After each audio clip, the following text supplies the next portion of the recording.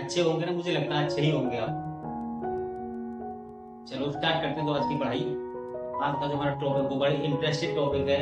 Mostly आप किसी भी एग्जाम को 12th के उठा के देख लेना, बोर्ड के एग्जाम को, ये आता जाता ही रहता है। तो ये टॉपिक जो पढ़ाने जा रहा हूँ आज, ये आता है या फिर इससे रिलेटेड कोई न्यूमेरिकल और डायमेंशन वगैरह, इससे रिलेटेड कंपलसरी है कि आना ही है।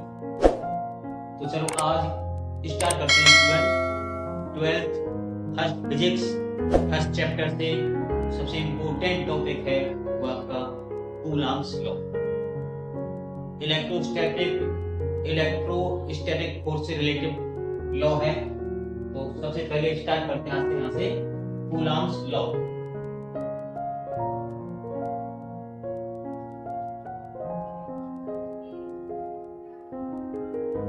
कूलॉम्स लॉ सबसे स्टार्टिंग में कहता क्या है, तो आप यदि नोट बनाना चाहो तो नोट बना सकते हो, उसमें आराम से आप लिख सकते हो कि टू स्टेशनरी पॉइंट चार्ज, चाहो तो आप नोट कर लेना कि two stationary point charge repel और attraction each other. Two stationary point charge repel और attraction each other with a electrostatic force which is directly proportional to the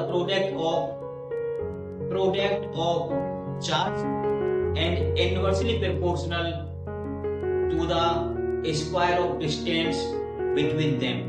यानी सीधा सीधा समझे हम इसे कि दो बिंदु आवेशों के बीच कार्य करने वाला आकर्षण या प्रतिकर्षण बल दोनों आवेशों के बीच की दूरी के स्क्वायर के व्युत्क्रमानुपाती तथा उनके गुणनफल के समानुपाती होता है। चलो समझते हैं डायग्राम से, उसे एग्जांपल लेकर। सपोज दैट दो पॉइंट चार्ज गिवन है हमको, कोई ए बी। अभी क्या है, दोनों पर हमारा क्या है, प्लस Q1 प्लस Q2। हमारे दो चार्ज यहाँ पर सिचुएटेड हैं। Distance between them R meter, यानी दो पॉइंट चार्ज हो गए, दोनों पर Q1 Q2 चार्ज सिचुएटेड रखा हुआ है, दोनों के बीच डिस्टेंस R है। और इनके बीच जो कार्य करने वाला फोर्स होगा, अट्रैक्शन फोर्स या फिर repulsion force, it is directly proportional to Q1 and Q2। तो F directly proportional to Q1 and Q2। Equation first, very simple. And electrostatic force inversely proportional to the R square. ये sign दीजिएगा, sign दोनों का same होता है, सिर्फ बोलने का डिफरेंस होता है। साइन ये मैंने कहा है प्रोपोर्शनल, इसे बोला मैंने इनवर्सली प्रोपोर्शनल, क्योंकि R स्क्वायर नीचे है। या फिर इसे हम पढ़ सकते हैं R प्रोपोर्शनल 1/R स्क्वायर, अगर R inversely proportional R square. Equation number 2 make करें दोनों को, F proportional Q1 Q2 upon R square. जब से प्रोपोर्शनल साइन हटाया जाएगा तो कोई ना कोई कांस्टेंट लिया जाएगा। तो लेते हैं constant F equal K Q1 Q2 upon R square. Here K is the constant is called proportional constant। Value of the K 1 upon 4 pi epsilon naught। इस value of the proportional constant K, यानी K की value ये होती है, यहाँ put कर दीजिए F equal 1/4 pi epsilon not Q1 Q2 upon R square. It's Coulomb's law, यही कूलॉम का नियम। यानी F फाइंड कराया हमने, F निकाला है तो मात्रक का आएगा, न्यूटन आएगा। अब समस्या एक आ जाती है कि यहाँ पर आपने एप्सिलॉन नॉट जो लिया है, ये एप्सिलॉन नॉट क्या है, क्या बोलते हैं बच्चों इसे बोलेंगे एप्सिलॉन नहीं, जीरो लगा दिया तो एप्सिलॉन नॉट, यानी जीरो का शो करता है यहाँ पर, ये वैक्यूम के लिए या फिर एयर के लिए है, यानी हवा या निर्वात के लिए है। कहीं तो उसे परमिटिविटी ऑफ स्पेस, क्या कहेंगे एप्सिलॉन नॉट को, परमिटिविटी ऑफ स्पेस, यानी निर्वात की विद्युतशीलता। निर्वात की विद्युतशीलता हो गई तो इसकी वैल्यू, डायमेंशन, यूनिट वगैरह सब अलग से इससे निकाल सकते हैं। तो चलो मैं यहीं से इसका पहले डायमेंशन आपको शॉर्टकट में निकाल के दिखाता हूँ। क्या करना आपको, एप्सिलॉन को आप इधर ट्रांसफर कर लीजिएगा, कर सकते हो आराम से। देखो एप्सिलॉन हमने यहाँ पहुंचा दिया, ये एप्सिलॉन 1/4 पाई यही रहने दिया आपको। क्लियर। अभी क्या करना है आपको, एफ यहाँ पर नीचे आ जाएगा, Q1 ऊपर रहेगा, Q2 ऊपर और अपॉन R स्क्वायर। सिंपली मैं ऊपर लिखता हूँ, चलो स्टूडेंट्स इधर हम इसे आराम से लिख सकते हैं। 1/4 पाई तो क्या होता है, एक न्यूमेरिकल वैल्यू है, डायमेंशंस के साथ कोई लेना देना नहीं होता है। हल कर दीजिए, छोड़ दीजिए, बचा Q1 Q2। Q क्या है यहाँ पर, चार्ज, आवेश, और आवेश का मतलब कूलम।